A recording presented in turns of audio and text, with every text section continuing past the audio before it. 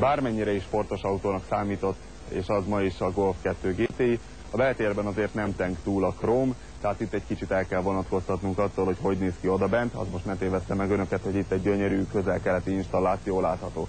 A kis és szegényes dizájn mellett azért valamit tuningolhatunk, ezek például a 4-es Golfból való üléshúzatok, méterre 3000 forint, ugyanezt került gyönyörűen az ajtóra is, aztán szereltünk bele villanyablakot, és ez is egy típusidegen, vagy legalábbis, de igen, típusidegen kormány, ez a 3-as Golf kormánya. Szerintem szebb, mint a 2-es GTI, de igazából egy sportkormány kéne bele, pláne most, hogy már van benne szervó. Itt van egy kis króm a sebességváltón, aztán két nagyjából ennyi, amit sokan nem néznek ki a 2-es Golfból, hogy hátul meglehetős kényelemben utazhatunk, amiből önök nem sokat fognak látni, hiszen a hátsó ablakra már került egy hővédő fólia. És itt terpeszkedek boldogan.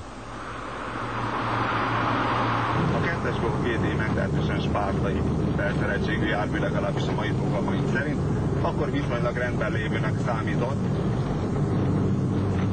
Manapság azonban iszonyatosan puritán, de a szükségből akár erényt is kovácsolhatunk, hiszen szépen az évek során fokozatosan felszerelhetjük golfunkat és építhetünk belőle egy korszínvonalán full extrás járművet, például elektromos ablakemelő beszerelésével.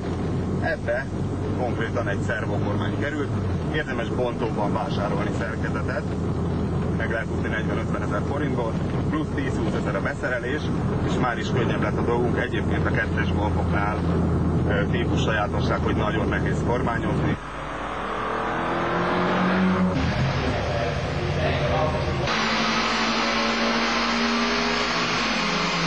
És akkor végső soron, ahogy az öreg juhász kérdezte, mennyi még a 32, tehát mennyi maradt az elbitangolt ménesből, mondjuk a 139 lóerőből? Hát, hogy 139 lóerő volt-e, azt jól lenne volna tudni újkorában. Most a mérések szerint van 132 lóerőnk DIN konverzióban. Itt a fékpadon ezzel a hőmérséklet és levegő összetétellel, amiben mértük, ez 126 lóerő mérve.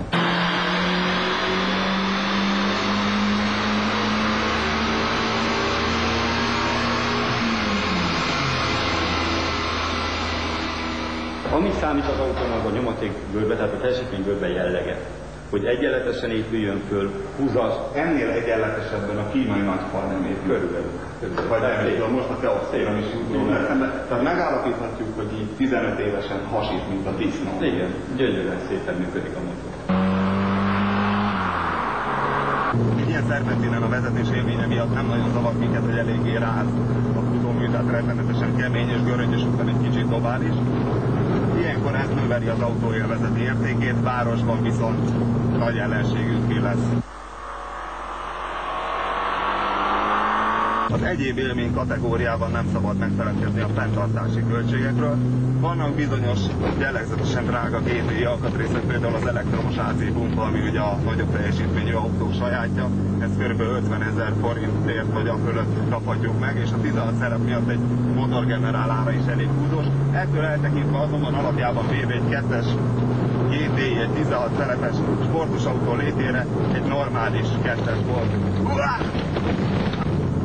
Hát erről beszéltem, amikor a rázást említettem. Sokan azt hiszik, hogy ez az eredeti Golf GTI lámpa, azonban ki kell, hogy ábrándítsam őket, nem az, hanem ez. Ez egyébként látszik is a feliratból, hogy egy francia gyártmány, de általában nagyon sokan vagy megpróbálják lelopni róla ezt, hogy aztán a sajátjukba rakják.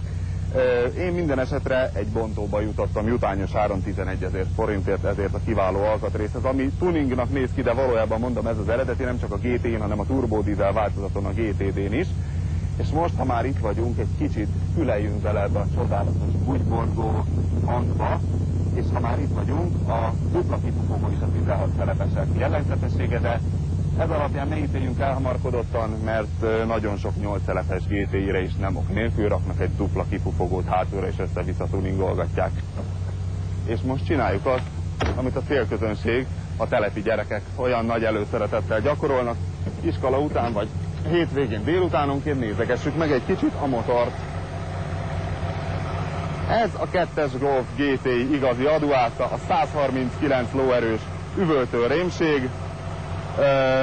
Nagyon fontos momentum a szelepfedélen látható piros DOHC16V felirat, ugyanis a katalizátoros kicsit gyengébb változaton a felirat már kék. Egyébként a motor hangja